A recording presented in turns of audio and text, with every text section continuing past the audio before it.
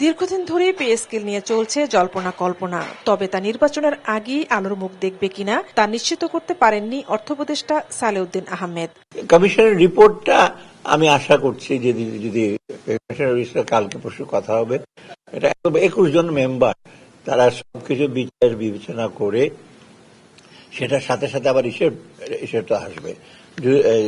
তারা কি জানি বলে জুডিশিয়ারি রিপোর্টটা আলাদা, আবার ডিফেন্সের জন্য একটা সাব কমিটি তারা আসে, তিনটাকে ইস্যু করে আমাদেরকে সরকার। প্রেস ব্রিফিং এ দেশের জ্বালানি পরিস্থিতি নিয়েও কথা বলেন অর্থ উপদেষ্টা। বলেন, জ্বালানি সরবরাহ নিশ্চিত করা চ্যালেঞ্জের, যার সমাধানে করা হচ্ছে দীর্ঘমেয়াদী পরিকল্পনা। আমরা জ্বালানির ব্যাপারে একটা দীর্ঘমেয়াদী একটা পরিকল্পনা করা হয়েছে, কয়েকদিন আগে একটা প্রেজেন্টেশন দেওয়া হয়েছে, আমিও ছিলাম সেখানে। অ্যান্টি স্লিপার টেকনোলজি ও সফট টেক্সচারটাই নরম ঘাসের স্পর্শ, সাপোর্ট গ্রাস ম্যাট, নান্দনিকতার ছোঁয়া। কারণ জ্বালানিটা আমাদের একটা বড় চ্যালেঞ্জ।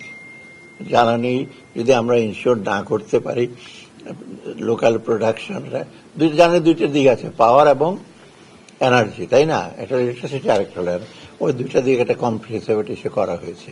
নির্বাচন উপলক্ষে বড়িয়ন ক্যামেরা কেনার অর্থায়ন প্রসঙ্গে তিনি বলেন, স্বরাষ্ট্র মন্ত্রণালয়ের কাছে থাকা অর্থেই কেনা হবে ক্যামেরা। এ সময় সম্প্রতি বাংলাদেশ নিয়ে ইরান ও নেপালের করা মন্তব্যের জবাবে উপদেষ্টা বলেন, কোন দেশ একই সরল রেখায় চলে না, বাংলাদেশ ভালো করছে।